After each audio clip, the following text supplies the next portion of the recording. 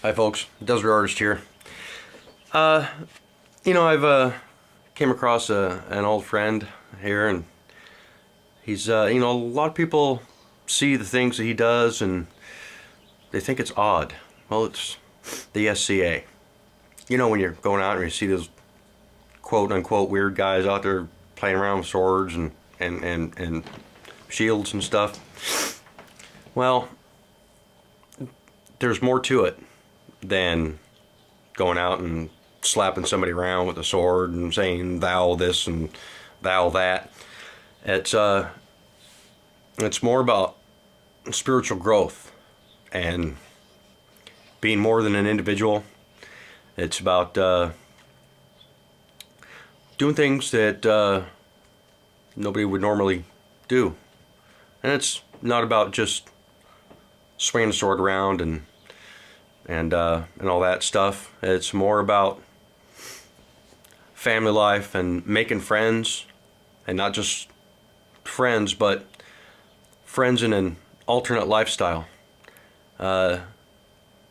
where you're one thing in today's world and you go out and for that weekend you're not the dude. No cell phone, no internet, no email, no phone, no motor car, not a single luxury.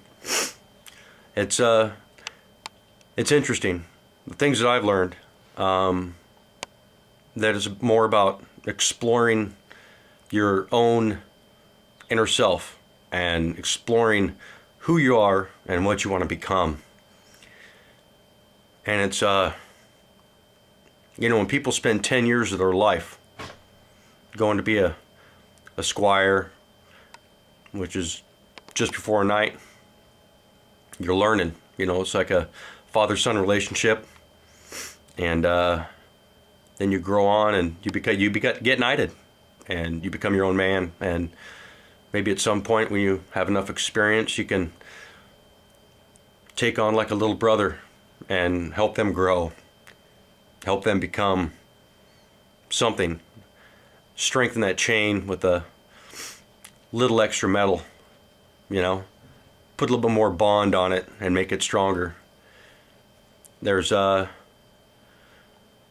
Brian's been a knight for almost a year, but he spent 9 years learning how to do what he does, and it's more not just about combat and violence. It's more about growing, and I thought I'd ask him personally who, what, where, when, why, and how, why he does it. Because a lot of people out there, yeah, you guys, you don't understand. There's a lot of closed-minded people in this world, and they think, oh yeah, they're just swinging around a sword and shield and all fantasy. Well, it's not fantasy. It's a real deal. It's the real thing. And to grow the way that I've seen Brian grow it's uplifting to know that I was a part of his life when he was a bad man. Yeah, he was a bad man. He grew up in a broken childhood and had some abusive problems in the family, and he was in a gang when I met him. That's right, he was in a gang because there was nobody out there to show him how to do what he's done. And I just thought I'd come on here and let you guys know that there's more to it than that. It's more about family and growing up with a self-respect that a lot of people don't have, a lot of people don't get when they're growing up. But most of all, it's nice to know that you had a hand in changing somebody's life. And I can't explain it the way that Brian can. But so let's ask him why he is who he is, and why he decided to how he got lured into being the SCA and what really drove him to do what he does every weekend. He climbs up on poles way up in the air, and he's an IT specialist. And you know, when you got that one certain type of way that you grow up, way that you've been working, you kind of get bored with it. But then when it comes down to one weekend, every other weekend, it doesn't matter, because it's something that you look forward to. It's not something that you dread going to. It's more about seeing the world and doing things you've never done before with sometimes people you don't even know. Come up to you in a campfire and sit down because you had a fight with them that day, and well, you beat their ass, and they respect you for that. And it's impressive. It's impressive to see somebody that can take that negativity they had in their life and turn it around to be something more positive. And at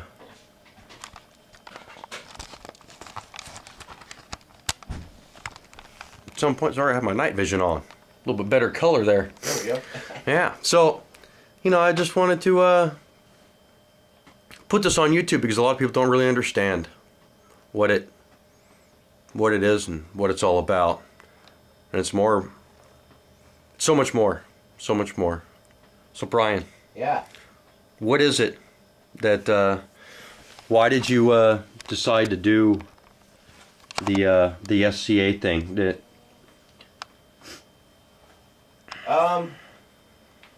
Well, you know, kind of like you said, man, I had a checkered past, and it wasn't because I had, you know, parts of my childhood sucked, parts of it were pretty good.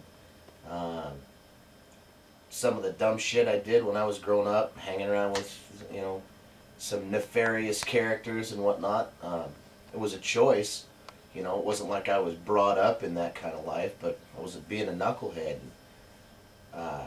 Turned out I just, you know, kind of got picked on when I was younger. I was a smaller guy, and I figured the best way to not get picked on anymore is to become a tough guy. So I started hanging around with tough guys in Seattle, and then thought I was a tough guy, and the next thing you know, I ended up in a hospital and got beat up pretty good. My guys that were my guys, and we were in, you know, we were thick and thin. They all went away, you know. So then I met my wife, who I've been with for 17 years now, and we were together for a few years, and then I had some friends I was talking to in the lunchroom at work one day, and he was talking about this thing that he did called the SCA, the Society for Creative Anachronism, where they go to events and they dress up in medieval fashion. They pick a time period. They pick an ethnicity kind of thing, you know, or a kind of type of person they would have wanted to be, and they do their best to portray that person or persona by how they dress, whether it's Elizabethan or whether it's a Celtic or a Nordic person, you know, Swedish, Norwegian, Germanic, Irish. You know, they just do their best to say, if I was a person 400 or 500 years ago, what would I be? What would I look like? And I thought they were out of their fucking minds. Honestly, I thought they were nuts. I'm listening to them talk, and I'm like, you guys are nuts.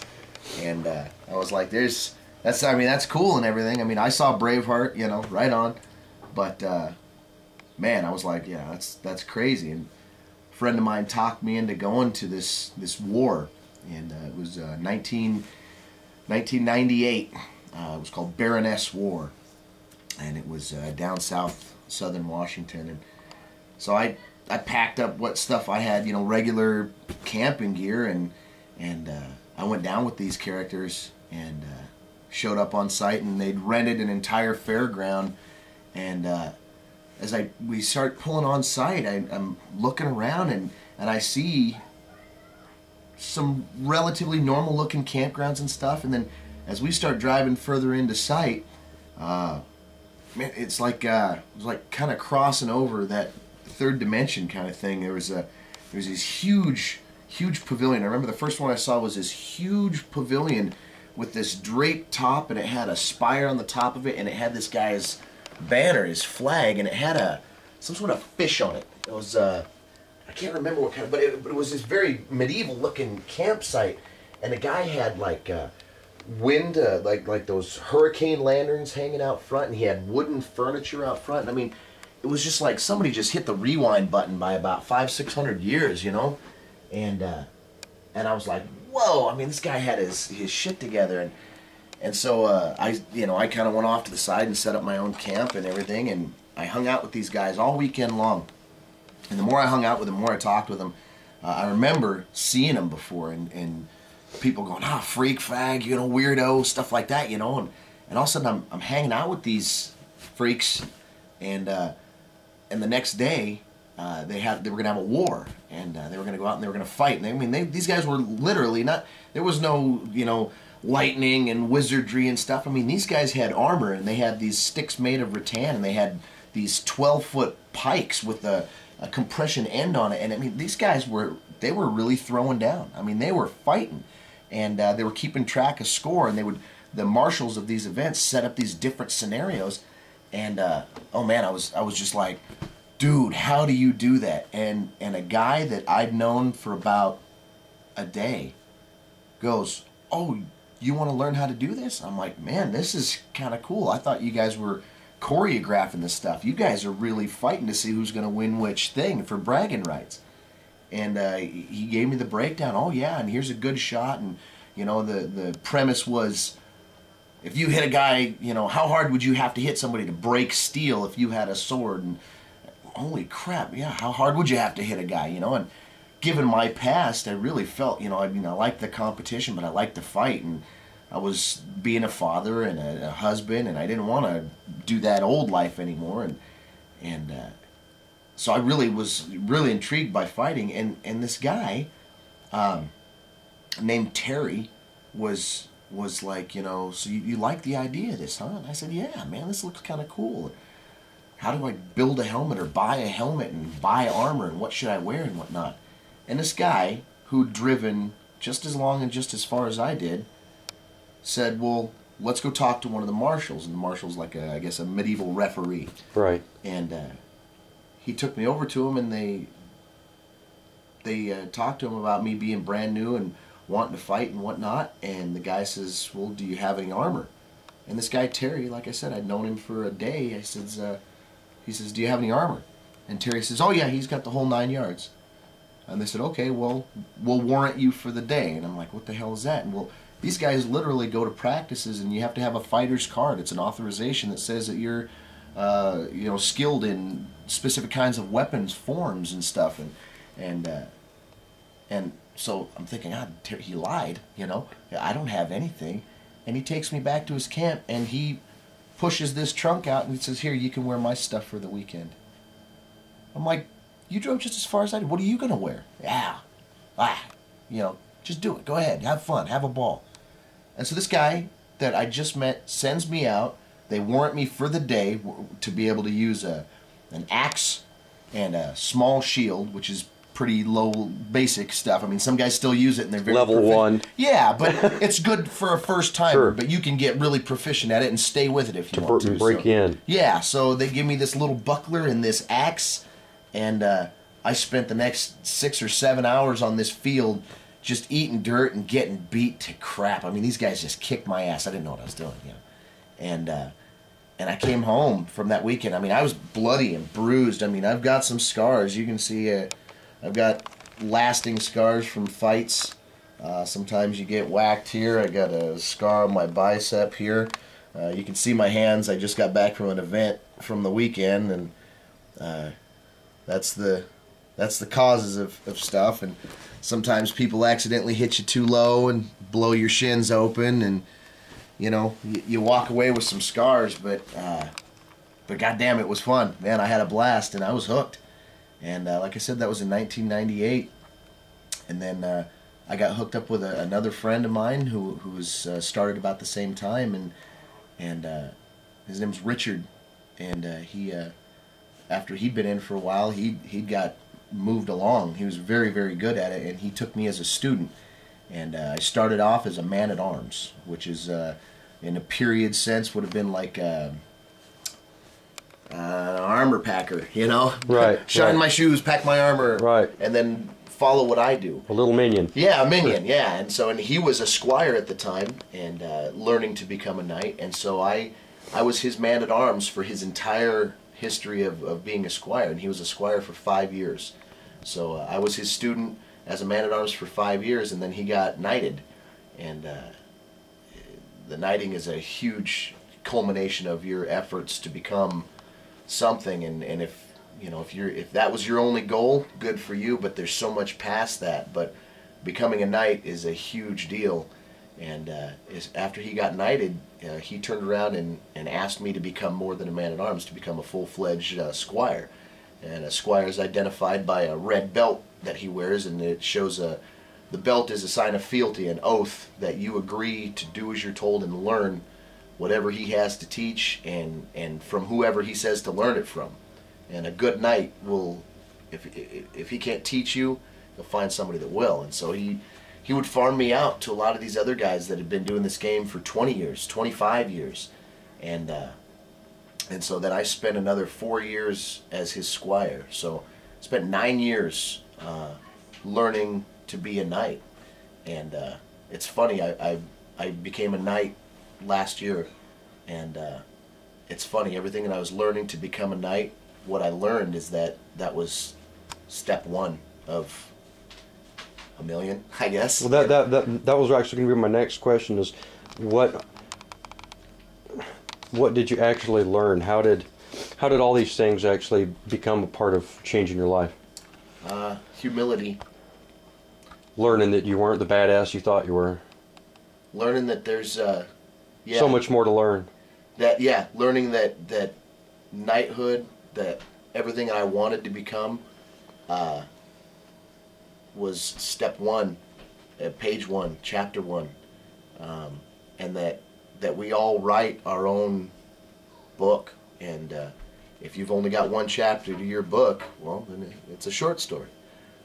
It took me 9 years to become a knight. I've been in the society now since 1998, since that Baroness War, and 9 of those years I spent learning to become a knight. And what I learned was, yeah, I can fight, and I fight pretty well. I do okay. But I learned that getting that knight's belt, I had a lot more to learn about, not just about fighting. That's easy. Morality and who you are as a person. Humanity, being a father. Part of the knighting ceremony is there's several parts to it, but there's knights are physically identified on the field by 3 major things: a set of spurs, a white belt, and a chain, an unadorned chain, and they are the only people that can wear that regalia. But those are just the physical things. There's lots of guys that can wear that stuff because it shows their prowess on the field. It shows that they've got the mustard, they can fight. But, you know, are they a knight when they're not wearing that stuff? And right. That's what I'm learning. I'm learning what am I... You really can be a knight in a shining armor. Yeah. But without the armor. Without the stuff. And everything that I do there, I try to translate back here at home. And there's days, I mean, I'll fight with my wife, or my kids piss me off or something, and it's like, what would I do knightly? How would I be a knightly father or a knightly husband? Knightly husbands would not slap their wives around or knock their kids around or not work. They would support and supply and make sure and take care of them. And so that's what I'm learning, is that to be a good knight is you need a good woman. Yeah. That was the first thing. And one that'll stand by you for sure. Yeah. And I tell you what, I can say, had it not been for my knight, Richard, and my friends, but top billing goes to my wife, because she sat through it with me. At first, when it was a game, the SCA was a game, and it was something that we did, and then I find over the years that became something that I am. Out here, sitting on this chair, my name's Brian McLean, and I work on computers and I climb towers. But when I show up on site, I sign in as Sir Lochlan McLean, a Knight of Antir. And sometimes I feel like I'm pretending to be Brian. And that's those weekends that I get to go do stuff is when I actually get to be who I am. Like I said, I get to, You actually get to be who you really want to be. What I want to be. And what I want to be is a good man. And it's funny that sometimes that game is, I could be a good man either place, but it sure feels nice to take off this costume and put on some comfortable clothes and sit around and hang out with friends and have some drinks and tell stories of when we first started and the evolution of stuff. And when my first set of armor that I made was made out of hockey gear, and then I took an old motorcycle jacket and I cut it up and hot glued the leather over top of the hockey gear to make it look, authentic. And I took like a couch, the buttons, the brass buttons on couches, on the old leather couches. I found an old leather couch. Furniture tacks. Furniture tacks, and I pulled those out and I put it on, made patterns out of these furniture tacks, not thinking that, boy, when somebody really smacks you with a stick, that furniture tack goes through that hockey armor and stabs a hole in you. But God damn it, I was fighting and I was there. And it's funny now, my helmet is, the helmet that I wear is, people notice it. I mean, it's gorgeous. It was part gift from a lot of different people that put it together for me to wear, and I've worn it now for 10 years out of the 12 that I've been playing. And it's held up, and it's sturdy, and it's strong, and there's parts that let go sometimes, and you got to put rivets back in, and you got to pound the dents out of it. But it's funny that now that I wear this other stuff, I wear the chain now. I wear the Knight's belt, and it's like sometimes you miss when you didn't wear any of that, when you were brand new. It's kind of like that. It's kind of like when you get the video game. You get through all the levels, and it's like, what do I do now? You always want that next level. Is there another level after that? Oh, what is there? Is there this or that? You always want to hit that reset button. I do. Always want to hit that reset button so it's all fresh, so I can do it all again. Right. Kind of like going through high school. I mean, being a squire, there was parts of it that sucked, but a friend of mine, Derek, who's in the society as well, I would call him on the phone, and he was like, what's going on in your head? And I'm like, man, how do I become a knight? He just said, don't worry about it. And I said, but I want to become a knight. And he said, okay, why do you play in the SCA? That's why I love to fight. I love the combat. I love, getting locked into that moment with somebody. Is he better than me today? Am I better than him today? There's a 50-50 chance that I got a 50% chance that I'm the man today. And any man can take any man on any given day. It's a crapshoot. It's the spirits. It's whatever it is. And I said, that's why I love it. And he said, well, if they told you that you'd never become a knight, no matter how hard you tried, no matter how much work you put in, if somebody called you on the phone and said, hey dude, I hear you're trying to become a knight, I just want to let you know that's never going to happen. We won't allow it. Would you quit? And I thought, God, what a fucked up question. But in reality, it was the best question you could ask, because if you're doing it to become a knight, to become that thing, all you're looking for is a title. Yeah, you can go buy that chain. You can go buy a belt and walk around and tell everybody. You could lie. You could pretend. You could, go to a place where nobody knows you. But it's not about that. It's the knighthood is a recognition of what you've already accomplished. They say most men and ladies, there are lady knights as well. that walk into that court to go through their knighting ceremony, they say that most people that walk in there have been, in the eyes of their now peers, their brethren, they've been a knight for some time. It's not something that happened overnight. All of a sudden, one day, he got it. He's a knight. You've been a knight for months, you know. The society is a great place. The society for me is, it's not a break from reality. It is my reality. I try to live the same virtues that I try to portray at these events in a day-to-day life. I like to think that when people see me wearing 9th century garb under an assumed name, that I'm just as approachable to talk to then as I am sitting here on my couch. And the SCA is full of wonderful people, and some of the nicest people that I call family that I've ever met.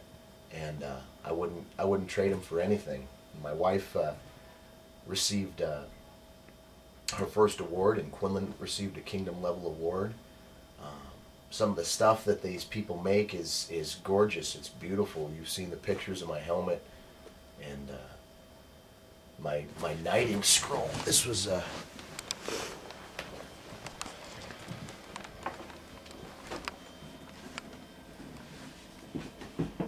the scroll that was handmade when I became a knight.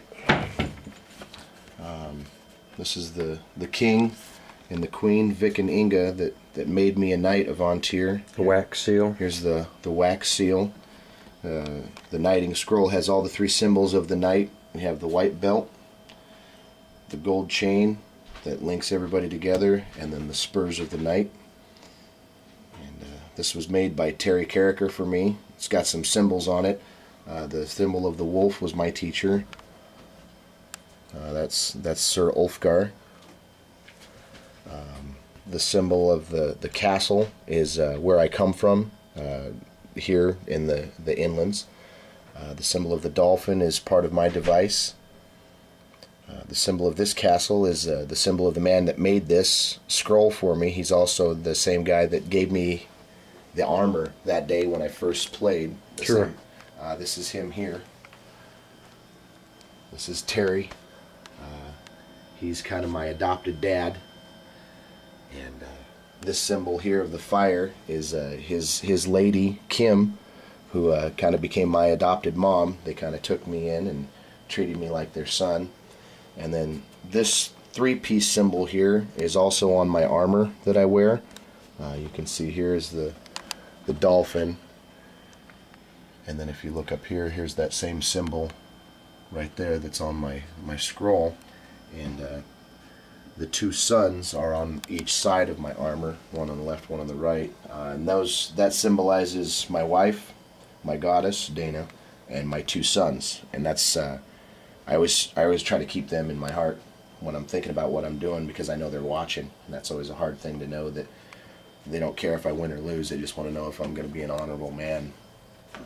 And that's the hard part about our game, about the fight itself, is if a guy hits me, we're fighting, and he hits me cleanly, it's not up to him whether it was good or not, whether I should take that as a killing blow and the fight's over. It's up to me. And that's it takes a real man to say when he's beaten. And so we use, it's on your Code of honor. Yeah, and that's when the marshals start the fight. That's the first thing they say. They say, on your honor, let the fight begin. Meaning, I'm going to give him the best fight I've got, but if he gets me, I'm man enough to say, you got me. And that doesn't exist in the rest of our world. You know. Yeah, a lot of today's society doesn't see it that way. No, you win because you were the fastest. You won because you hit the hardest, or you did this. You got the blue ribbon because you came in first. Sure. And that's a hard one. You know, you lost a wrestling match because you got pinned. Absolutely. Well, how about if you change that wrestling match around, where the guy's got you on your back, and it's not the ref who says you lost, it's not the guy pinning you says you lost, you have to say it. You have to. It's an I quit match. I have to say, uncle. I have to say, you were better than me today. And most men know that's a tough thing to do sometimes, and so it's like I said, it's a humbling experience. It's an experience of growth. So where has the SCA taken you? I've been to California, Idaho, Oregon, Washington, Idaho, Montana, Canada. The SCA is internationally recognized. We reside here in the upper parts of the states in Canada. Reside in a kingdom, the Kingdom of Vontier. There's 15 different kingdoms throughout the world. Japan, Australia. A friend of mine just won a tournament in I believe Germany, and he's going to become a king over there. He moved away for his job. Wow. And so now he's going to become a king, and the king sits for a certain amount of time, and then he holds a tournament, and he steps down, and the one that wins his tournament gets to step up. So we're always rotating the royalty, which is right. cool. But that's a tough job because you travel a lot. Dana and I are thinking of expanding our travels. This next year we're going to go down to Arizona to a war called Estrella, and apparently I've never been there. My knight Richard has, and there's like 1,500 guys in armor on the field at the same time. You know, I mean, they just all beat the shit out of each other. Oh yeah, yeah, and you've got different units. You can see the units, and they're different colors, and they wear matching armor sometimes. Pikeman, you're guarding a wall. Oh yeah, you got shield walls. They actually build real castles and stuff, and there's stuff all over. If people go to the website, it's just sca.org, and find out what your local group is, where you're at, and go to some stuff. And yeah, you know, I was the picked on kid in high school, just for reference. And I had a big mouth. I was a smart ass. Still am, but you know, if you're, and I'm going to look at the camera on this one, if you're one of those people that drives by and yells obscenities and things that you see these people out there fighting on this in parks and having practices, or you see this stuff, you know what, don't yell at them. Go meet them. You don't have to do anything. You don't have to be weirded out by them. Just go see what they're doing, and find a guy wearing a red belt. He's the student, and ask him what it's like to be a squire. Go talk to the guy that's wearing the white belt and how long it took him to get there, and you'll probably find that these are some of the coolest people you've ever met. Yeah, we're different. We dress different. We look different when we're on our sites and stuff, but you know what? Who gives a shit? What's different? What's normal? You know, I was one of the normal people, and now, you know what? I hang out with the weird people, and you know what? I'll take those weird people any day of the week. So that's it, man. That's my life. I'm you know, computer guy by day and knight by night.